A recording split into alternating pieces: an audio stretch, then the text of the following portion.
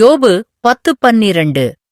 எனக்கு உயிரைத் தந்ததும் அல்லாமல் தயவையும் எனக்கு பாராட்டினீர். உம்முடைய பராமரிப்பு என் ஆவியை காப்பாற்றியது.